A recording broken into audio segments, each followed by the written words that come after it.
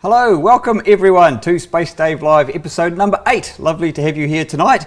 And as far as I can see, I say this every week, everything seems to be working, but I think we actually really are working tonight. So my name is Dave, and with us tonight we have our usual die-hard, very loyal, small studio audience. As always, nice to see you guys here. And our production assistant tonight is Floyd, who will be helping out with all sorts of things throughout the evening. So, first of all, right about a week ago, just about to the minute, I was standing here just starting to work myself up into a muck lather because I realised that the YouTube stream wasn't going. So I'm really sorry about that for all you people who tuned in and it wasn't working for you.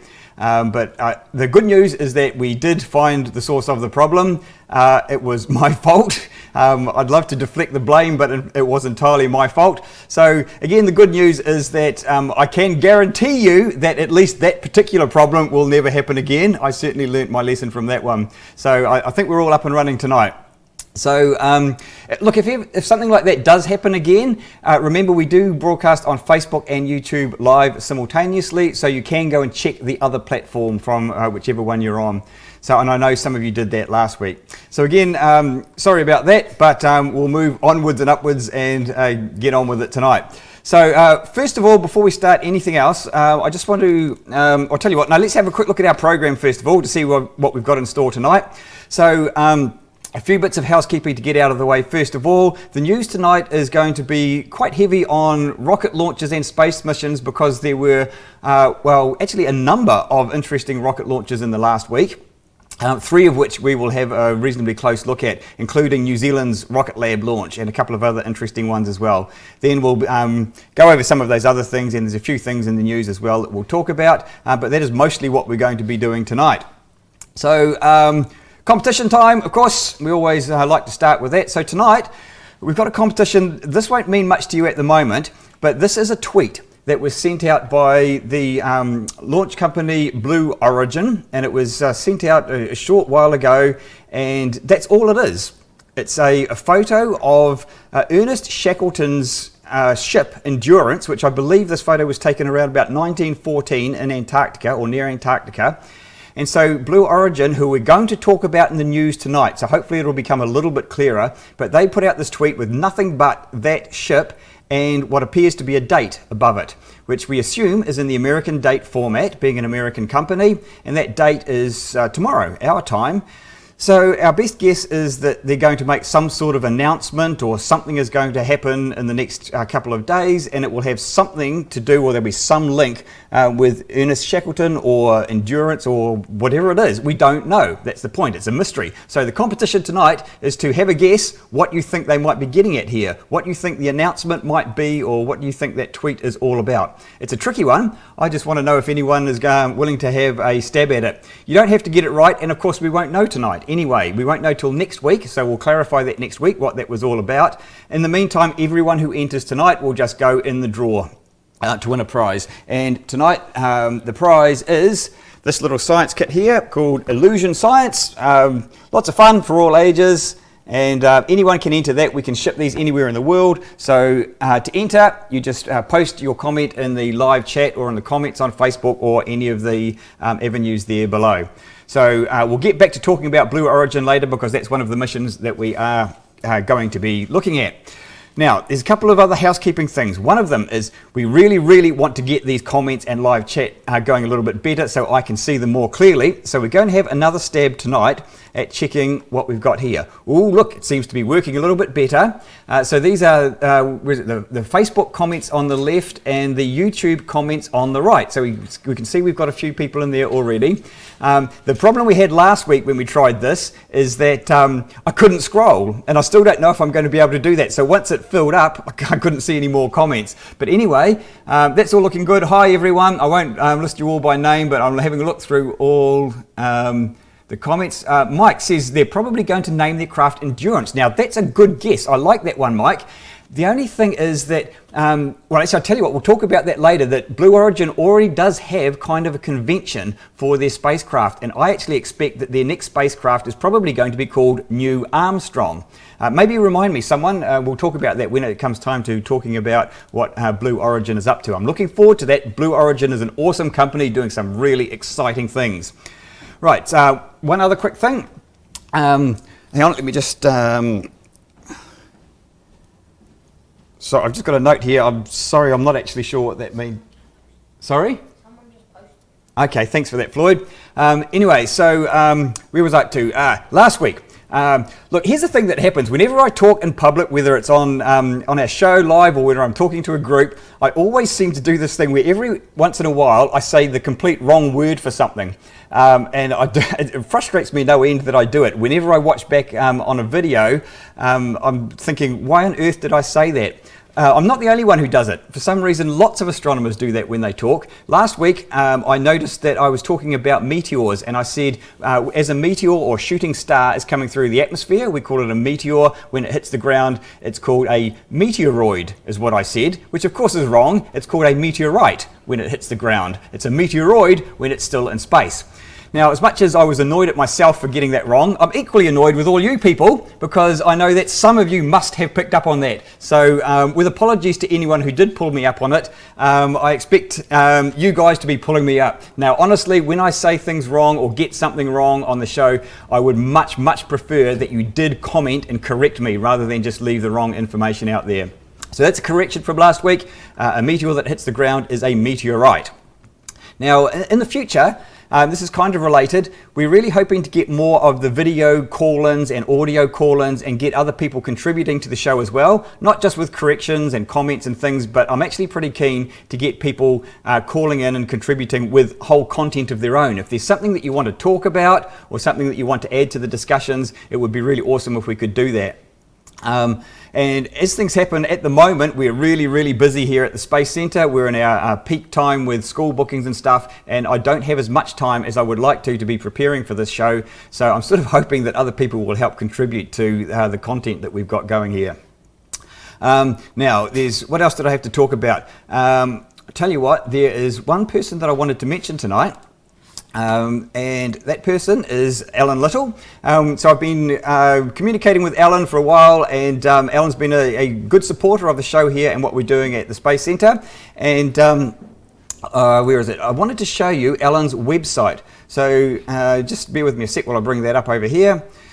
So here's Alan's website. He's made a neat little website. Now Alan has a vision impairment, but he really is into astronomy. So he's made a cool website that talks about astronomy for people with disabilities, not just vision impairments, but other kinds of disabilities as well. So if that's you or someone that you know, there's a lot of quite good information here and some really quite good insights about how you can still get involved. So thank you for that, Alan. And thank you for all your support. So the website is viewablesky.nz, viewablesky.nz. And I'm going to put the links for all of these things in the show notes, in the description of the YouTube page. It's not there now, unfortunately. Sorry, I'll do that after the show tonight. I'm going to put a link to all of the stuff that we're going to be talking about tonight. So that was that. What else do we need to talk about? Last week, I mentioned our new Patreon page. So as I mentioned last week, this was a little bit of a last minute rush job because I suddenly discovered I had to get on Patreon within about 12 hours or miss out on a favourable pricing structure. So I went ahead and did that, and I mentioned it on the show last week. And then I basically forgot about it. But actually, I'll tell you what, if I, excuse me, if we have a look over here, you can kind of see the page a little bit better. So if anyone's got any suggestions for the rewards and things that we could be offering, I'm all ears. So how it works is basically you just sign up and you commit to donating a certain amount, an automated amount each month. $1 a month would be absolutely fine. If you are keen to help us out here, every little bit helps because the show does cost us money each week. It's actually reasonably expensive to do. So any contributions would be absolutely awesome. Now last week, because of what happened with the whole YouTube thing, I've got to be honest, I had a rotten show last week. I was not really enjoying myself at all. I was trying to smile, but inside my head it was chaotic, and I was trying to do all the news and everything whilst also thinking, it's all going up in flames, it's all a disaster, it's a nightmare. And after the show I was really upset and depressed, and I went and I got on my computer and started to figure it out. And actually the first thing that popped up was a notification that I had a new Patreon member, and I'd forgotten all about the Patreon thing. So that was a really nice thing. And the Patreon member that I had was Liz Osterman. Thank you so much, Liz. You have no idea how much that meant to me. It was a nice, warm, fuzzy feeling with perfect timing. So you are our first Patreon member, and I really do appreciate you coming on board. So thank you, Liz. Now, anyone who gets on board with the Patreon thing, we give you a thank you, but I'm also looking for some other benefits as well. You can see it on the Patreon page anyway if you want to go and have a look there. It's just what's it called? It's patreon.com/Space Center, and I'll put a link in the show notes again. There's one last thing that I want to get through with talking about the Space Center here, and that is that we've just got some new telescopes in. So we've got a shop here, of course. You can see it behind me. That's part of the shop. Where is it? Over there. And behind me over there, that's our telescope room. So we've got telescopes and binoculars for sale in there. And we normally recommend for almost everyone who comes in looking for a telescope, this kind of telescope. It's called a Dobsonian. It's a great telescope. I don't think you'll get better value for money.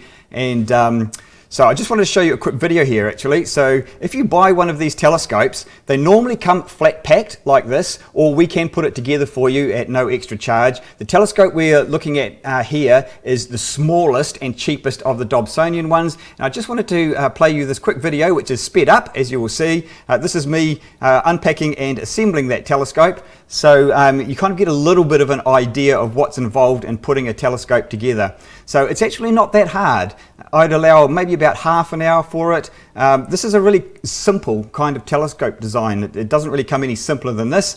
And if you feel comfortable putting together furniture and stuff like that based on the instructions that you get with it, then this really shouldn't present any kind of problem. The instructions are pretty straightforward. As I say, it's a very simple kind of telescope. I hadn't actually put together this one before, and I found it quite easy and straightforward to put together. So that is pretty much what it looks like, the finished product. It's not the kind of telescope that most people think of, when they think of a telescope, but honestly, it's a great telescope. That's about $500, that one. Now, if you're interested, give us a call or pop by and see us, and you can have a look at some of the telescopes out the back there, and we can have a chat about what are the best kinds of telescopes for you. I think that is all of the housekeeping stuff that we've got to get through, so that took a little while, longer than usual. That brings us to the news. It's time to talk about some space news. Okie dokie. The first thing I want to mention just briefly, because I don't like talking about this one, but I've got to mention that nasty old Indian thing that happened a few weeks ago. I know I've gone on about this, but this was when the Indian Space Agency blew up one of their own satellites and promised everyone that it wouldn't make too much of a mess, and honestly everything's okay, and everyone, myself included, said it seems very unlikely, and it turns out it is indeed much worse than the Indian government had said it would be. There are many bits of space junk now going around. There's what you're looking at in that picture, the red parts there, that's the debris field left over from this thing. The white orbit there is the orbit of the space station, which goes right through the debris field, and there's a whole bunch of satellites that are now threatened with the space junk. Honestly, India, this is an absolute disgrace. You should be ashamed of yourself as a country. And I don't want to make too much of a big thing about it, but this is important, I think. Get out there and tell the Indian government what you think about this. This is absolutely diabolical, and I'm just still fuming about it. And frankly, I'm not very inclined to give the Indian Space Agency a lot of good press after this. I used to talk them up a lot. I used to have a lot of time for the Indian space program, but since this one, really not so happy about it. Now, Floyd is reminding me that I need to keep looking at the comments here, don't I? So we really want to get this going better. So here's a few. It's always been never heard of a meteoroid. Okay, you don't hear the word meteoroid very often, but a meteoroid, kind of like an asteroid, is when it's still floating around in space. When it hits the atmosphere of a planet or a moon, I guess. Wouldn't be many moons that would apply to, but anyway, then it becomes a meteor, what we normally call a shooting star. If it gets to the ground, it's a meteorite. What do you call a meteor that misses the planet? A meteor wrong. Nice, thank you, Wendy. Endurance could be the name of Blue Origin's flagship. Yeah, look, don't let me forget, actually, Alan. We'll get back and we'll go over that. So, yeah, name the craft Endurance. Yeah, we said that before, didn't we? What's your thoughts on 5G? I see. Could you clarify that, Brendan? Not quite sure what you mean by the 5G. Do you mean the, as in the wireless transmission protocol? Yeah, I'll try and get back to that one. Anyway, what else have we got here? Hi everyone, I'm not going to go and say hi to every single person, but I'm reading all your comments. Could it be something like sending an animal into space? I doubt whether they will. Well, no, we won't write that off. Thank you for that one. Okay, righto. So the YouTube one is already full. Oh, look, I'm scrolling. I'm scrolling. It's working. Oh, look, everything is going so much better. What a good show we're having already. Dang it, India. Yep. And sending animals into space like an ark. Oh, that's an interesting one. Okay, look, thanks for the comments there, guys. Keep an eye on me, Floyd. Thank you so much for that. You're doing a great job, as always, there. Right, let's get on and talk about that Blue Origin thing, shall we? So this, again, was the tweet. We want to know, so just a reminder about our competition. What does this tweet mean? We'll have a look at the graphic before we start talking about the whole Blue Origin thing. This is the one that I showed you recently that I'm working on. It hasn't progressed much since I showed it to you last time. The idea is to sort of map out all the private commercial space companies and just show you what they're doing and how they relate to each other. Tonight, we're going to be talking about Blue Origin and their latest launch, and we'll also be talking about SpaceX and New Zealand's Rocket Lab. So, Blue Origin, which I've mentioned a few times, but we haven't really talked about because they haven't really been doing too much lately, but here's basically the rundown. So Blue Origin was founded by Jeff Bezos, who's the guy who founded Amazon, who I believe is the richest man in the world. Someone correct me if I've got that wrong, but I think he is. He's certainly got enough money to throw hundreds of millions of dollars at his own rocket company, which would be very nice. Blue Origin is a company that is making launch vehicles and a crew/passenger capsule. Actually, the one that they've got at the moment is just passengers, believe it or not. This particular capsule is mainly designed for space tourism, to send paying customers up into space, and that's what we're looking at there, that capsule. And this one doesn't actually have a human pilot, believe it or not. It only has passengers. So it can fit 6 people. You hop in there, you hop on top of your rocket ship, and you get blasted into space, and good luck. Hope everything goes well. You don't want it to go south because there's no one there to help you. So, I don't know. Yeah, what do you guys reckon? Would you be keen on that? not so keen. Yeah. Lost in Space comes to mind. Yeah, that's right. So look, I'm not quite sure, but anyway, the good news is that they've been doing a lot of testing and it has actually been going really well. I've got a lot of time for this company. It's looking really, really promising. Unlike some of the other players, especially Elon Musk and SpaceX, Jeff Bezos doesn't really talk up his company that much and doesn't make a big song and dance. He tends to do stuff behind the scenes and then just suddenly announce, we've done this thing. So actually, if we just have another quick look at that graphic, the rocket and capsule that they've been working on, you see down there where it says New Shepard. So that's the one that we're going to look at today. That's the one that they've been testing and flying. The New Glenn is their next one. Now let's just mention that now. So when we were talking about what their name might be, there's actually a convention here. Shepard is named after Alan Shepard, the first American to do a suborbital flight. So he didn't go into orbit around the Earth, it just went up and down again, and that's what the Shepard vehicle does. It doesn't go into orbit. New Glenn is named after John Glenn, the first American to go into orbit, and that vehicle will be able to take things into orbit.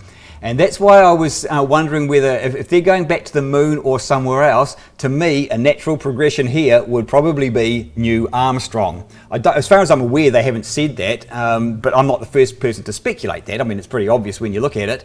But it'll be interesting to see. But for that reason, like the New Glenn is their next big one. I'd be surprised if they were announcing any new vehicle at this stage, but they could be. It could be a new capsule or something else, not a launch vehicle. We'll just have to wait and see. Anyway, that's where we're at the moment. So New Glenn is a little bit further down the line. New Shepard is the vehicle that's designed to take tourists up into space and back down again. So before we have a look at that, I want to just bring up a video here. I think it's a couple of minutes long. This is Jeff Bezos just talking about Blue Origin and his philosophy and that sort of thing. Let's have a listen to this. Ever since I was 5 years old, that's when Neil Armstrong stepped onto the surface of the moon. I've been passionate about space, rockets, rocket engines, space travel. And liftoff. I think we all have passions, and you don't get to choose them, they pick you, but you have to be alert to them. You have to be looking for them. This is the most important work I'm doing. It's a simple argument. This is the best planet, and so we face a choice as we move forward. We're going to have to decide whether we want a civilization of stasis. We will have to cap population. We will have to cap energy usage per capita, or we can fix that problem by moving out into space. The problem, of course, is space travel. It's just so expensive. And so we need to figure out how to lower the cost, and the incredible opportunity is reusability. And so what we really need is operational, realistic, practical, pragmatic reusability, just like you see with commercial aviation. That's the key. If we could do that, we'll dramatically lower the cost of getting people into space. I wish that there could be a bunch of very entrepreneurial startup companies doing amazing things in space. The idea of going to the moon was so impossible that people actually used it as a metaphor for impossibility. What I would hope you would take away from that is that anything you set your mind to, you can do. Von Braun said after the lunar landing, "I have learned to use the word impossible with great caution." And I hope you guys take that attitude about your lives.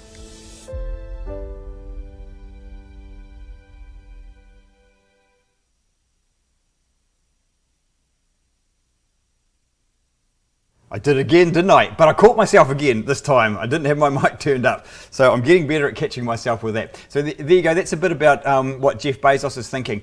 Just on that video, there was one interesting comment that he made in there, which I'd quickly like to talk about. He said that thing about humans are, I can't remember exactly what he said, but something about where we either have to cap our population or go into space. This is a bit of a contentious issue sometimes, and a lot of people, when they hear this idea of, we've got to expand out into space because we haven't got enough room here, we don't have enough resources, so we've got to go out there, that sort of evokes a lot of ideas of that sort of expansionist philosophy and fear that humans are going to spread out and just make a mess of the rest of the universe like we're doing with our own planet. And I think that's a valid concern. But he makes a really good point, I think, that we have a choice that has two options. Either we have some form of population control, or we go into space. One of those two things will happen. So we need to ask ourselves, which one of those two things? Do we want population control, or do we want to spread into space?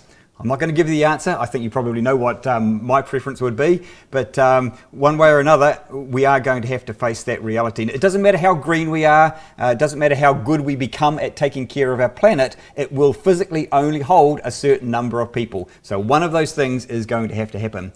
Anyway, I didn't come here to pontificate about that. Let's get back to talking about Blue Origin. So this is where they stand at the moment with their New Shepard program. Up until this launch, they've had 10 launches. Reusability, so they're into that as well. So they've had 9 booster landings, like we've seen with SpaceX. 3 launch abort tests. Actually, I think, did we see it in the video just gone, actually? I think they might have had a little shot of one of their launch abort tests. And they've had 11 crew capsule landings. The mission that we're about to see, this is the flight profile. So you can see on the left, it starts with liftoff. This is a single stage rocket, so you don't have the boosters, different boosters separating from each other. You just have the booster separating from the capsule. The capsule carries on up, the booster comes back down and attempts a landing, and the capsule just goes up into a very short space flight. Now that's the big disadvantage of this one. This whole flight thing here, as much as I love it, it's a suborbital flight, and the whole thing is over in 11 minutes from launch to landing. The entire thing's 11 minutes. Now, if you've got $250,000 to spend on 11 minutes of fun, well, great, you go for your life. I think I would prefer to wait until you can actually go on an orbital flight. And for that reason, I think the whole suborbital tourism industry, I think it's only got a limited window that it can work in, really. Once full orbital missions start, then why would you bother paying for one of these? So with that caveat, let's have a look at the actual mission. So I'll just get the video ready here. So because it's such a short mission, I didn't actually have to chop this up and edit it too much, really. What I've got here, first of all, is just a little bit of a brief introduction to the capsule. Now, look at this capsule. This is very different to all the capsules and spaceships we've seen before. It really is a new kind of thing. The biggest thing that you'll probably notice is the windows. It has huge windows because this is specifically and really just about only designed for commercial passengers who want a good view. So it's all about the windows. This particular mission doesn't have people on it. It's still kind of a test. But it actually did take some payloads up there, some scientific payloads. In fact, I've got some notes here. What did it have? It had 38 science experiments, including 9 supported by NASA. So that's pretty cool. It's actually doing real science research, this particular mission. Anyway, let's just have a look at this video, and we'll have an introduction to this gorgeous capsule. The big, beautiful windows. We've talked about them a lot. Nice for gazing out up over 100 kilometers when you're up there in space. But we've built them multi-paned acrylic windows. We've tested them extensively on the ground, pressure tested them, but we've also tested them in space. The capsule that's out there on the pad has gone to space 4 times and back, and they've worked very nicely. The seats there, we built those in-house. You see that X mechanism, the scissor mechanism, meant to take out any last vertical energy, make sure if it's a bumpy ride, we'll make it softer for you. And then last but not least, that white paneling, acoustic paneling. We want to be able to dampen out any vibration. We want from a hearing standpoint that it's comfortable but also safe. Isn't that beautiful? Oh my goodness. Oh, I want one of them. Wow. Anyway, so here's the actual launch. So, yep, let's just get on with this. Now, they didn't actually have an audio countdown this. You can see the countdown on the top right there, a visual countdown. But for some reason the coverage, I guess their coverage is not as slick as SpaceX and NASA and others. It's actually not even as good as Rocket Lab's, to be honest. But here's the launch. Look at it. It's awesome. I love it.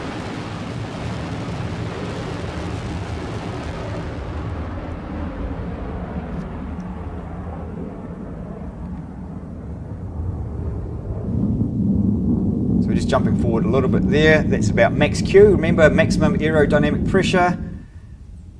And main engine cutoff is confirmed. You can also see in the top right corner of the screen that the speed is coming down.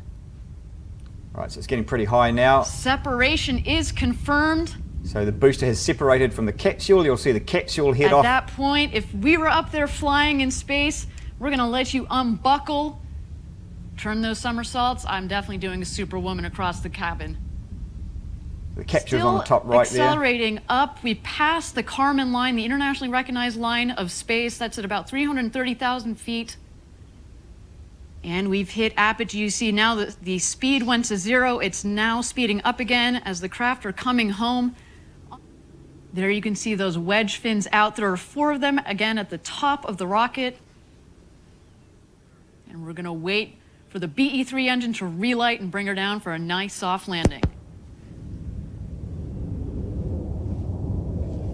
You can hear it. Boom! We felt the sonic boom here down in Texas. It lands quite differently, this one. Beautiful hover. It hovers quite differently to the SpaceX ones, eh? Just magic. Look at that.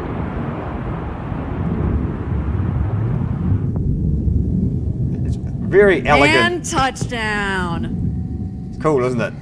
That is really cool. And here comes the capsule. There's just the drogue parachutes there. Then the main parachutes will deploy. And there are the mains. A bit of coning, but that is all right. That's all perfect, just how it's supposed to be. Reefed and now full inflation of the parachutes. Yep, you'd call that nominal, Look my at those favorite big, word. beautiful windows showing off for you. Glistening in the Texas sun. She likes it too, Nice stable descent. See, it's 16, 15 miles an hour. Last milliseconds, we're going to get the retrothrust system that's going to fire. It's going to kick up the dust, but that's a nice air cushion for the payloads. I see our team has already left our center here. It's going off to recover the capsule, and there it is, touchdown. There you go. A beautiful, beautiful launch and landing of the booster and the capsule today. Right, there we go. So that's that. So what do you guys reckon? Look good? It is awesome, eh? It's pretty cool. It's pretty cool. Whether it's worth $250,000, I'm not quite so sure about that. That's a lot of money to burn up in a very short period of time, but it is very cool indeed. Now, if you want to go and book a flight, you can do it. Of course, they're not taking passengers yet, but they are actually hoping that they may be having passengers later this year. So all you've got to do is rock on over to blueorigin.com and find the part where it says reserve your seat, and it's very straightforward. You just fill out the web form. Here you go, enter your name and whatnot, and how many seats would you like? It can take up to 6, so I don't know. Who's coming with me? So... Okay, so how many of you guys were coming with me? Let me just count up. So I got 1, 2, 3, 4. Floyd, did you want to come on this rocket? Yeah, you'll come. So yeah, we'll book a whole ship, thanks. We'll just have one for us. Yeah, I think it's looking great. So I don't know, hopefully later this year for launches, and we'll see how long they go with this whole suborbital thing, because honestly I think we're really all looking forward to the actual orbital thing. So of course, if you're suborbital, it's always going to be a very short flight up and down again. But once you go into orbit around the planet, you can essentially stay there. So you might as well be there for days or even weeks. So I don't know what the cost difference would be, but I can't imagine that the difference in cost would be anywhere near the same as the difference in experience. So if you've got enough money to blow $250,000 on that short flight, you're probably going to prefer to spend maybe $500,000 on a week up there rather than a few minutes. So what we're waiting for from Blue Origin and others is their orbital vehicles, which in Blue Origin's case is the New Glenn. So let's just have a little bit of a look at, so this is all computer generated.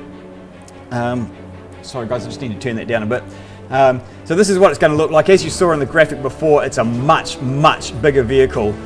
This one would actually be, I can't remember exactly where it fits in the big scheme of things with the other heavy launch vehicles, but it's comparable to the biggest of the other ones that are in service or being developed now. So it's going to be a big player once they get New Glenn up and running. So I don't know an awful lot about its schedule at the moment, but you know, Blue Origin has got a pretty solid track record so far. They've had the odd mishap like all new rocket startups do, but really it's looking very good, and I just can't wait till this one is a bit further down the track. So I assume that they're going to use this for space tourism as well, since they put all the effort into that, but they are also, I believe, looking at this for all sorts of commercial opportunities. So the booster here is designed to land on a ship, the same as the SpaceX ones. So that's the idea, it comes down there. So reusability, big part of it. It's becoming pretty standard, I think, especially with the commercial operations. And there you go. So we'll just keep an eye on that, and we'll see how that progresses over the coming, I wouldn't say months, probably years before we're waiting for any serious progress on the New Glenn. But certainly looks pretty good to me. So I think that's all we had to say about the Blue Origin. Let's just see how our comments are going. I saw something from John there before about your website. You were saying you wanted to help advertise. Thank you very much. We really appreciate that. And I might need a couple more Patreon members to pay for your space trip. Yeah, good point. Get on there, everyone. I want to go to space. No, honestly, if you do give us money, it will go towards the Space Centre here and producing the show and that sort of thing. I won't just be pocketing it. So anyway, that's that. So that's Blue Origin. Now the other one I wanted to talk about, and we need to move along here, we've been talking about SpaceX, of course, recently. So there's a couple of things to talk about with SpaceX. You'll remember SpaceX had the anomaly a little while ago where their capsule got unexpectedly explodey on the test stand, and that didn't really go very well at all, and we haven't really had any major updates. Now SpaceX has had another launch since then that we're going to look at. It wasn't the same capsule, wasn't the same system, but we're going to look at that launch in a sec. But just before that launch, in fact pretty much before any launch that NASA's involved in, they have a press conference. So at the press conference was this guy, Hans Koenigsmann from SpaceX. So you often see him representing SpaceX to do with all the technical issues. And during that press conference, you could just see it on his face before it started. He just knew no one's going to want to talk about this upcoming mission. They're all going to be hounding me about the anomaly. And sure enough, they did. But anyway, so he came out right at the start and just briefly addressed it. There's not a lot of news, but here's what he's got. At the test stand, we powered up Dragon, and it powered up as expected. We completed tests with the Draco thrusters. The Draco thrusters are the smaller thrusters that are also on Dragon 1 and the Cargo Dragon. We fired them in 2 sets for each for 5 seconds, and that went very well. And then just before we wanted to fire the Super Draco, there was an anomaly, and the vehicle was destroyed. The initial data indicates that the anomaly occurred during the activation of the Super Draco system. That said, we're looking at all possible issues, and the investigation is ongoing. We have no reason to believe that there's an issue with the Super Draco themselves. Those have been through about 600 tests at our test facility in Texas, and you also know about the paddleboard. We did some hover tests, so there was a lot of testing going on the Super Draco. We continue to have high confidence in that particular thruster. Right, and that's basically all he had. So it's not much of an update, but it kind of gives us a little something to go on. Poor guy, you should have seen him in the question and answer session. They kept begging people to ask questions about the upcoming launch, but they just wouldn't. They just kept hounding about the anomaly. Anyway, so there's nothing else we can say about that. We need to get on with talking about the actual mission that they had. So the launch that they had was an uncrewed Dragon capsule. So the one that blew up was the test one for one that's supposed to have people on it, but this one coming up is actually a resupply and science mission. Now, I said last week we probably wouldn't cover this one, but I got to thinking about it and thought, well, actually, these kind of missions with the resupply missions, they're actually almost at the heart of what's going on the space station. So it's a supply mission to the International Space Station that's orbiting the Earth, and it carries, these missions tend to take the science experiments and things like that up there. It's not just clothes and food that they take up there, it's a lot of really important stuff.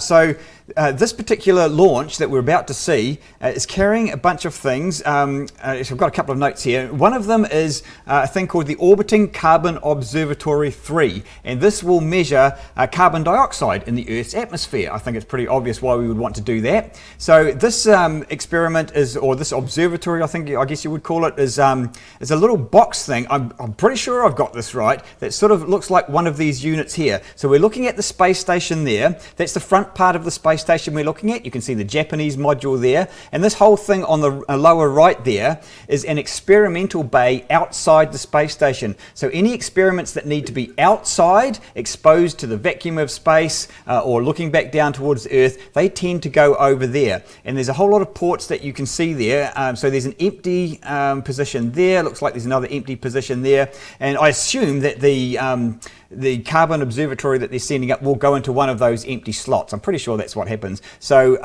that little area there is informally referred to as the front porch of the space station. So, and there's actually a little airlock in there somewhere. The astronauts don't go in and out of there, but it's an airlock using that robotic arm that can get experiments in and out as well. So I'm pretty sure it's going to be attached to that bit there. Now, there's another little video that I want to show you here. I hope we've got time for these, or actually maybe we haven't. Like, I'll tell you what, we'll come back to that one another week. Let me just show you, I'll show you another video because I really want to show you at least one of these. This one, I might just turn the sound down a little bit. This one is talking about these new robots that are going up to the space station. Now, I absolutely love these. Let's have a bit of a listen to this. Astronauts, opening research opportunities for guest scientists, and saving astronaut time by doing routine tasks.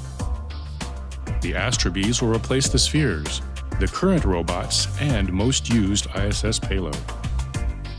Fully autonomous, each 1-foot cube is packed with sensors that open up new areas of research. The Astrobees provide a zero-G research facility for guest scientists, give ground controllers additional eyes on the spacecraft, monitor radiation and air quality that help keep astronauts safe, and can even find lost items. The built-in arm normally occupies the top bay, but can also be swapped for a guest scientist's own experimental hardware. Like a quadcopter, astrobees fly in air, except there is no gravity on the ISS. As a result, they are not limited by lifting power. Larger payloads can attach in a tractor-trailer configuration, and multiple astrobees can even work together. 2 centrifugal impellers drive air through 12 adjustable nozzles that work together, allowing the robot to instantly move in any direction and turn on any axis.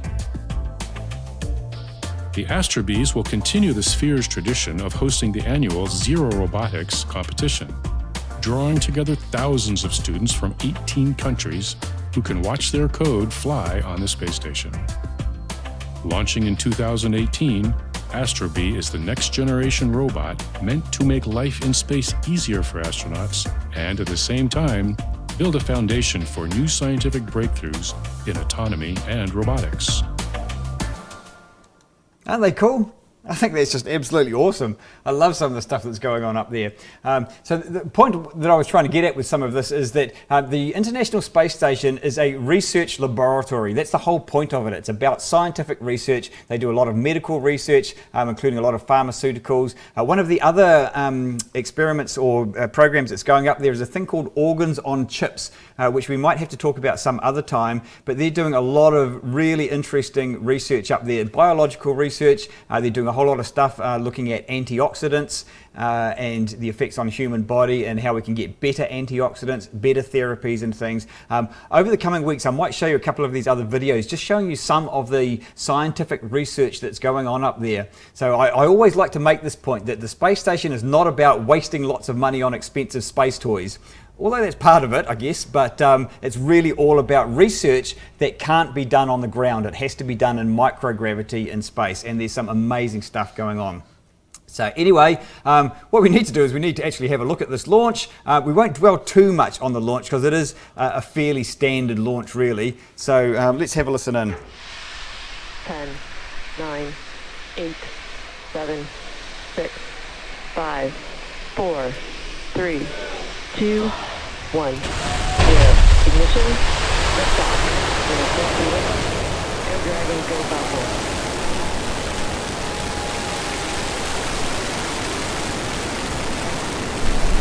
Beautiful nighttime launch. Oh, hang on, let me just... Oh, sorry, I should have paused that a bit quicker. The view on the left is inside the the first stage, sorry, it must be, is it? I think I've got that right. And so we're looking at the second, the one on the right is the second stage that will carry on, and the first stage is falling away from it. So stage separation. So the engine on the right should fire up, there you go. And on the left-hand side... you can see on your left screen is the first stage, and on your right screen is the second stage. We've just had a successful MECO and stage separation, as well as second stage startup, which you can see on your right screen. That's the second stage engine glowing red there. Right, so the one on the left is coming back down to Earth, the one on the right is continuing to orbit. You can see on your left screen there that first stage re-entry burn has just begun. It's glowing pretty bright there. Continues to follow it's going to land on a barge. We're not getting a lot of sunlight, at least the engines are giving us a good view of that first stage.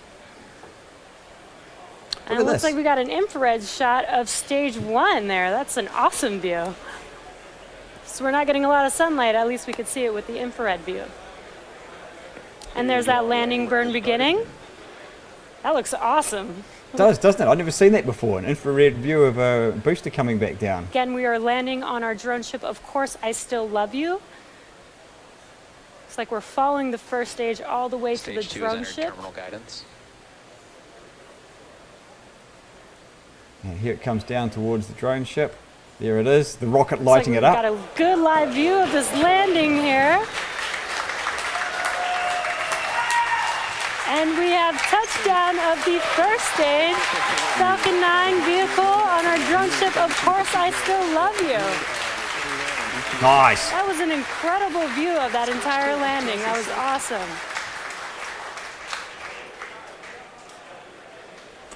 Righto, actually, let's just pause this one. So now we're back on the second stage, looking at the actual Dragon capsule, or the trunk actually. This will be the back part. Behind the capsule is a trunk where they can actually put stuff inside it, stuff that doesn't need to be pressurized. So that experiment that we were talking about before, the carbon dioxide observatory, will be in the trunk. So let's just watch that.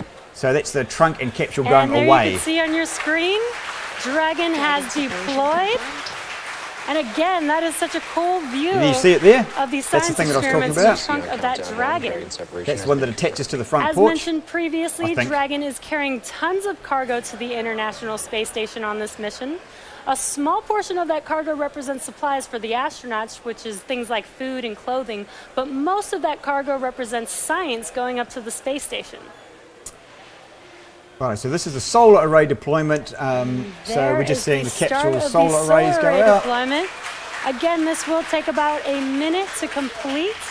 And we are looking at the back side of the panels, which is why you see some of that harnessing there, but the solar cells are actually on the other side of the panel. Now, I actually re-edited this before and made it a shorter version, but I obviously forgot to change over to the edited version, so sorry about that. I'm just going to zap forward a little bit. Right, so now we are looking at a shot from the space station. This is a couple of days later, because it takes a couple of days to get all the way there. So you can see the capsule there with the trunk behind it, the solar arrays, and it goes all the way to the space station, and you can see the robotic arm on the bottom right there.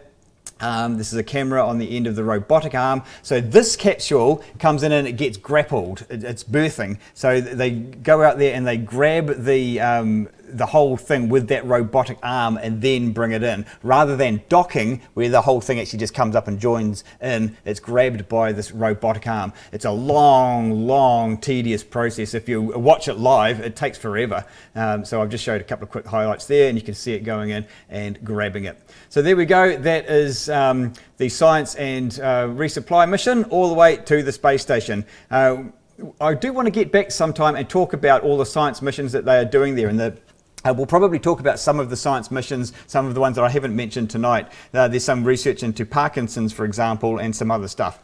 So there you go. That was the launch that happened on Star Wars Day, actually, May the 4th. So there you go. Right, quick reminder about our competition. What does this tweet mean? We were talking about Blue Origin before. Tweeted out this message, a photo of Ernest Shackleton's ship Endurance with a date in the next couple of days. We want to know what are they going to announce, or what's it all about. It might not even be an announcement. Right, moving right along, because there is one thing that we definitely want to talk about tonight, even if we run out of time for everything else, and that is the Rocket Lab launch. So this is New Zealand's Rocket Lab, founded by Peter Beck, who you can see there, and they have a launch facility in what is often described as the most beautiful or the most picturesque launch facility in the world, and I would go along with that. I don't think I've ever seen a launch facility that looks quite as stunning as that does. And when did they launch? It was it Friday or Saturday night? I've got it here. I can't remember already. It was the 5th, of course. It was after the other one. So it launched May the 5th, and they were launching this bad boy called Electron. So that is Rocket Lab's rocket, beautiful in black there. It's just a lovely looking rocket. And this is what it looks like. This is a previous launch, this one. It wasn't the one that just happened, and that is it on the stand there. Look, actually, you can see on the picture there that it's not all black. I just said it was all in black, but when it goes up on the stand, part of it turns white. Actually, should we ask you that question? Let's see who can answer in the comments. Why does parts of it turn white when it's on its stand before it launches? So it's black, then when it goes up there, as it gets ready to launch, it turns white. Any of you guys out there in the audience know the answer to that? It's a bit of a tricky one, that one. Maybe ice. What? Oh, hang on, sorry. What was that one? Maybe ice. I shouldn't have asked you, should I? It is indeed ice. It is indeed ice. Yeah, well done. That was nice work, Wendy. So I don't know if anyone else got that, but what's going on there is that is actually inside those parts of the rocket is liquid oxygen, which is a cryogenic. It's part of the propellant system, and obviously that has to be extremely cold. Otherwise, it's no longer liquid oxygen. So, yep, that's part of it there. So it forms ice on the outside of it before it launches. Yep, well done. So just to put this in perspective, this rocket that we're looking at, here's a graphic showing the Electron on the left compared to some other common rockets. Yeah, it kind of puts it in perspective, doesn't it? Yeah, it's just a little one, just a little fella. but it's still a fantastic rocket. You know, we don't want to feel too insignificant next to the other ones. The thing with Rocket Lab is that they are going for a niche market. They've designed this rocket for small payloads to be cheap, regular, reliable, and a bunch of other advantages as well. So it's a good, solid rocket, and there's nothing wrong with being that size because that's the market that they're targeting. It's a good, solid business plan. I really like Rocket Lab. I mean, I'm always going on about them. I'm a big fan of Rocket Lab. I should actually just quickly point out one thing that I guess is kind of a downer, but Rocket Lab is technically a US company. Really, I mean, it was started in New Zealand by a New Zealander, Peter Beck, but in the end, if you want to compete globally with all the big companies, you're going to have to get the kind of money that you just can't get from New Zealand investors. So they had to go overseas to get investment, and so now legally it's actually a United States company, and the New Zealand operation is a subsidiary of the United States company. But the launch complex in New Zealand, I fully expect to stay here and keep going, but Rocket Lab is also building a new launch facility in America. It's the NASA's Wallops Flight Facility in Virginia, which is a bit south of New York. So they're hoping to be operational later this year, I believe, so we'll keep an eye on that. But the launch facility in America isn't going to take away from the one in New Zealand. We're in a different geographical position, and there are certain geographical advantages for certain kinds of missions being down where we are. So I think the whole thing in New Zealand is quite safe. Anyway, we should have a quick look at their launch. One of the things I love about these launches is getting to hear the countdown in a New Zealand accent. So I think it's Peter Beck. Someone correct me or clarify this. I'm pretty sure that you hear Peter Beck throughout the commentary, and I assume that he's the flight director, but I'm not actually sure about that. I should know that, but someone let me know. I think the guy that you can barely hear, he whispers occasionally. But anyway, let's have a look and a listen to the launch. 10, 9, 8, 7, 6, 5, 4, 3, 2, 1.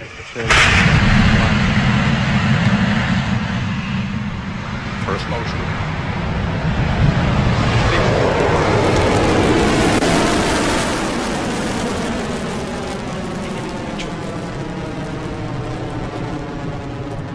Another beautiful nighttime launch. It was about 6 o'clock actually. Evening launch. As you just saw, we've had successful liftoff of Rocket Lab's STP-27RD mission on That's a Funny Looking Cactus. Max Q. Max Q. And there you have it. Electron has passed through max Q, or maximum aerodynamic pressure.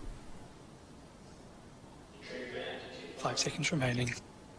That's what I thought was Peter. Someone tell me if I've got that wrong. Stage 1, Miko. Miko, main engine cutoff. And there it goes, you see it falling away there, the first stage. Second stage should fire up. That's mission control in Auckland. Don't you love it? I love saying that. As you can see, we've had Miko, or main engine cutoff. Electron's first and second stages have separated from each other, and the vacuum-optimized Rutherford engine on Electron's second stage will continue onto orbit. Very soon, we will see the fairing jettison and fall away from the vehicle. The fairing protects the payloads during ascent, but it isn't needed once we ascend to the thinner parts of the atmosphere. There it is on the right there. That was the fairing or the covering just falling away. Now I've gone and given you the long version of this as well. I had chopped this one down too. Never mind. So yeah, there's the shutdown there. Transfer orbit looks good. So that's all looking pretty good. So, and I think that's Peter up there. See, I can't quite see on my monitor, but I'm pretty sure that was him stretching his arms back there, sort of in the top towards the right there. Anyway, so that all went really well. Another good launch with some... This was sort of mostly engineering experiments, I guess you could call them. So this is a computer-generated version of what happens about an hour after it gets into space. So that the little bit at the back is what they call a kick stage. That's still part of Rocket Lab's launch vehicle, I guess you could call it. It's a stage from that, and then the front bit there is the satellites that they're actually deploying now. I think they had 3 satellites in here. I think I've got that right. Anyway, so these are mostly engineering, proof of concept type things. So another great launch. Well done, Rocket Lab. Love your work. Really exciting stuff. Right, just quickly, we need to get to the end of this, so I just quickly want to mention some other flights, some rocket stuff that's been happening. Over in Asia, it's all on for young and old over there. This is a Chinese company. Is it a company? I think they're a company called Link Space. Yeah, it's a startup developing cheap rockets. So these guys are sort of getting into the game as well. Now, I've talked about this before. It's not just the Chinese government. There are Chinese private organizations doing this as well. Look at this test facility here with all those buildings in the background. I was staggered when I saw that. They launched them right next to the buildings. And I think in one of these shots coming up, have a look and see what you think. I reckon there are people standing not too far away from where the rocket came down. Right there. Does that look like people? Yep. It does. It looks like, I reckon it is too. What is it with you guys? Hey, China? Okay. Yeah. Okay, go hard.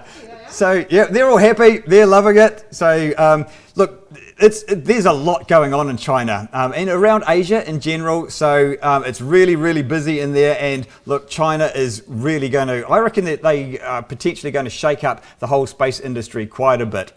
I'll also just quickly mention the Japanese, a private Japanese company has launched their first rocket into space. This was just what you would call a sounding rocket or a test rocket. Again, same sort of thing. This one got just up into space, but it did reach space and came back down again. So look, there's just so much going on at the moment with rockets. So much that it's eaten up most of our hour just talking about rockets and rocket launches. So I don't normally want to spend all our time just talking about rockets. It's just that there is so much happening at the moment. So look, let me just whiz through another few news stories before I do that, let's check our comments, shall we? I kind of noticed a couple before. Oh, hang on. Oh, hang on, this is flipped around. I'm reading this the wrong way up. Look, liquid oxygen, Stephanie, yeah, you got that right. That was awesome. You've got a model rocket that looks like that you made yourself. Nice. But I need to talk to you sometime, Stephanie, about what you were doing with rockets. It sounds really interesting. Owen Pod, thanks, Alan, I like that. Yeah. Oh, thank you, Marie. Yes, you're dead right. Shackleton's crater is near the south pole of the moon, so maybe something to do with that. That's a good one. Thank you, Marie. Luna landed to the moon's pole. Yeah, I reckon you could be onto something there, Marie. Yeah. Now that reminds me, there was something else I was thinking of as a possibility as well. I thought I must mention it, but no. Oh, actually, no, maybe it was just a pole. No, you said the same thing there, launching a lander to the moon's pole. Yeah, so there are two possibilities there, yeah. So, could be on it. Yep. Rant away. Thanks, Alan. Actually, I haven't got a Dave Has a Rant section tonight either. I must get back onto that. Anyway, let's... yeah, I know. My live audience there is always very disappointed when I don't do a Dave Has a Rant, so yeah, I must get back onto it. Right, where were we up to? What were we talking about? We were talking about that. I can't remember where we were up to. We needed to get on... Oh, we were looking at the comments. Sorry, weren't I? That's where we were. Right, yeah. Oh, so Phil, you're onto it as well. South Pole mission to the moon. Blue Origin will be moon visit. Oh, look, a few of you are getting onto it there. Go New Zealand. Holy moly, it's tiny, isn't it, Caitlin? Tiny compared to the others. It's still 17 metres tall, the Electron. So, you know, you'd feel pretty insignificant standing next to it. But yeah, compared to the other ones, it's just a little wee baby. Yeah, it lands in the circle. Sorry, I can't pronounce your username, whatever your name is. But it is quite stunning how those boosters come back down and land right on the spot, isn't it? It's just absolutely incredible. Right, look, there's what's these days? Yeah, look, well, let's have a quick whiz through all of these. Okay, thanks so much for all your comments, guys. We can't really go through every single one of them.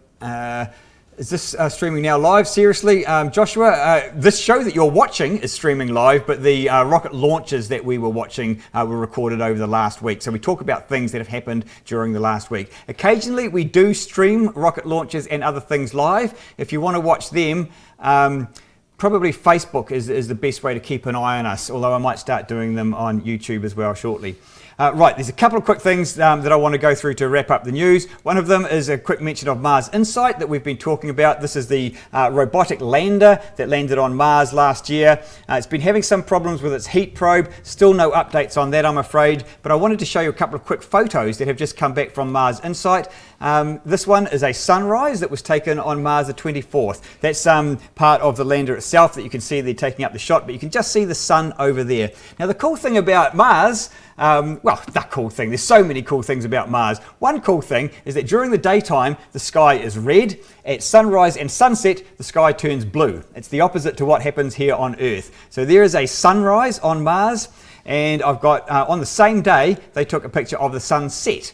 Over there, so that's pretty neat. Blue sunrises and sunsets. So there's actually a reason that happens, and these sunrise sunset shots are actually a bit of a tradition on Mars landers that go all the way back to the Viking era, back in the 1970s. So we've got lots of photos of sunrises and sunsets now. So what happens is that the dust particles, the particles in the air on Mars are quite different. The whole atmosphere is different to what it is on Earth. And it just so happens that on Mars, the particles are the right size so that when the sunlight goes through the atmosphere on Mars, it's the blue part of the light that tends to get deflected in the straightest line. And the red parts of the light are the ones that get scattered all over the place.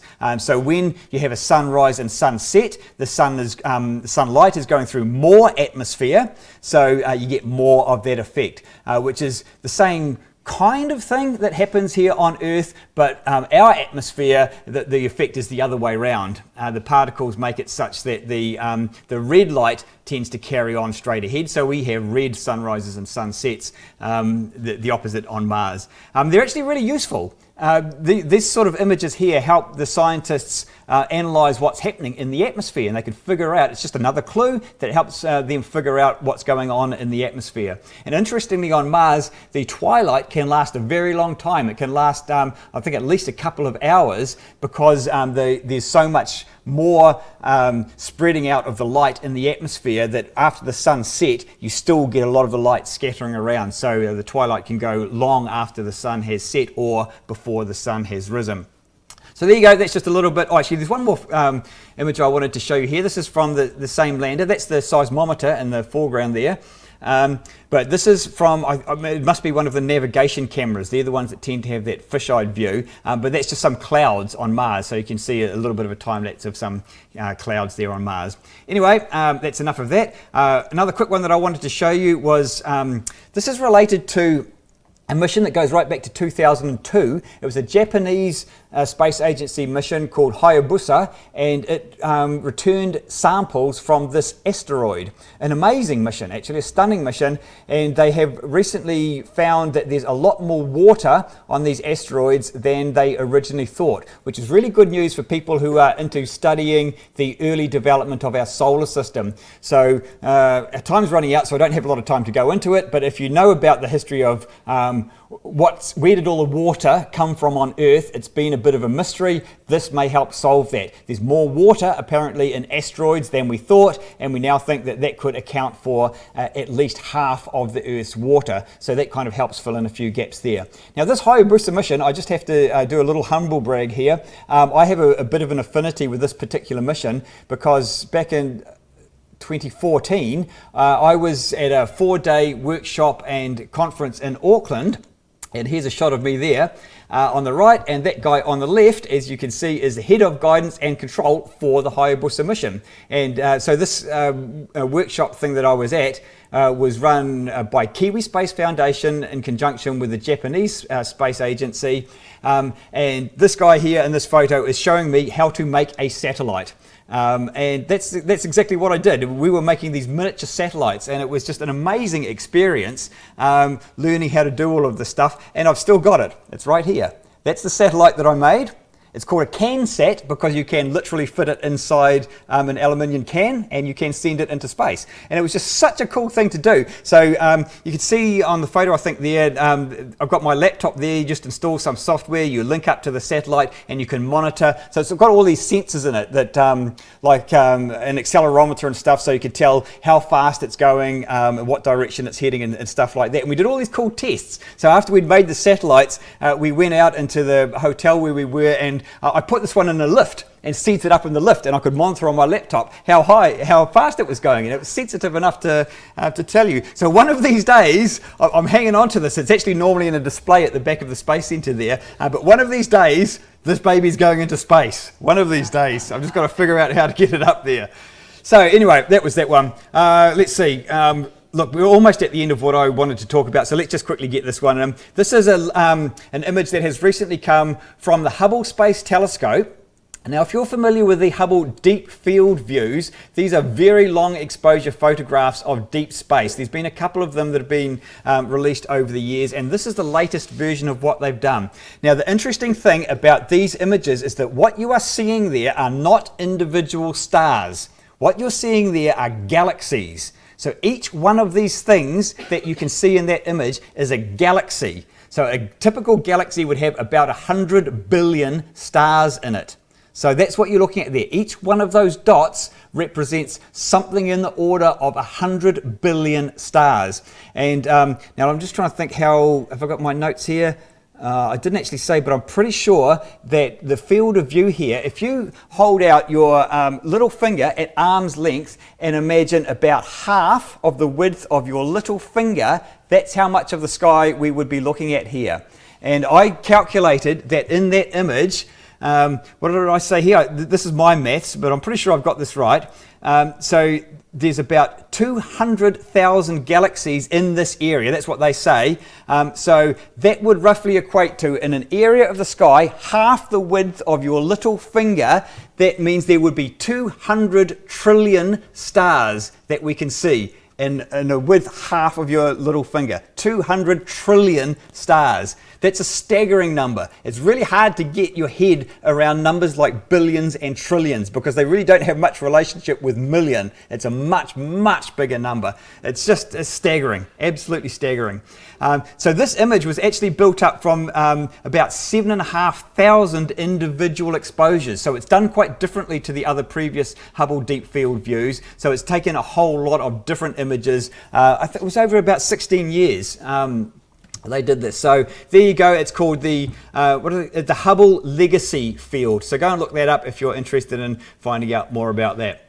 There you go. That is all our news bar the fake news, and I've only got one quick thing to talk about tonight, and it's not really fake news. It's really this time how it was interpreted. Over the last couple of weeks, NASA, the European Space Agency, and some others have been doing a simulated exercise or simulating an imminent asteroid impact. So they're basically getting us ready for dealing with what would happen and going through all the motions of what they would all do if we were to see an asteroid coming towards us. So they put out all these press releases. The European Space Agency was tweeting madly about it. And in every single one they put out, they had all of these disclaimers. Yeah, exercise, not a real world event. Exercise, just to make it quite clear that this isn't real.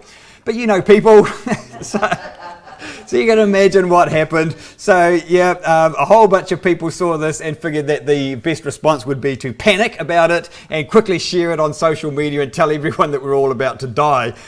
So it just went nuts. It went all over the place, and oh my goodness, what a bunch of turnips. People are just something else, aren't they? You couldn't take 30 seconds to fact check that to make sure that you'd got it right. Anyway, look, we need to just about wrap this up, so let's talk about our competition.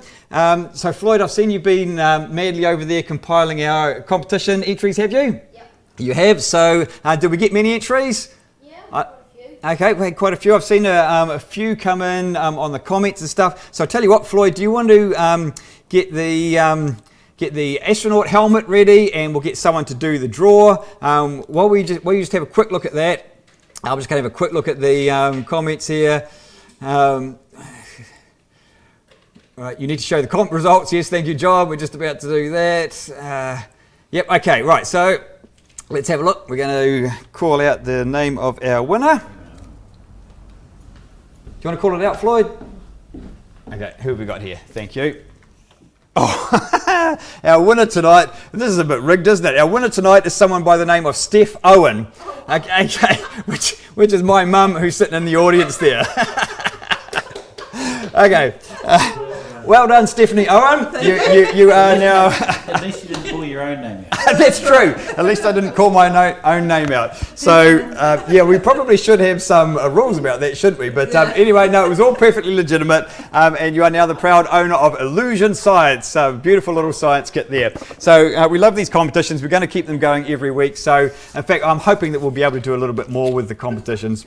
So anyway, look, our time is up here. We've actually gone over time. So thank you for our loyal studio audience for coming and joining us tonight. Lovely to have you guys here again. Remember, you can come along, everyone, or if you live anywhere near us, you can just come along to the Space Centre. You just come on in. It doesn't cost anything to come and be part of the studio audience, and it's a little bit of fun. Thank you very much, Floyd, for helping us out with all the technical stuff tonight. Great job as always. And let's just have one last quick look at our chat. So I think I've got this right. Let me just double check here. So yeah, so this one is going. They're going the opposite directions, aren't they? That's what confused me. Yeah, so on the YouTube ones, the newest ones are at the bottom, and on the Facebook ones, the newest ones are at the top. So, yep, that's it from us, I think. Thank you so much for joining in tonight, and we will see you all again, hopefully, same time next week.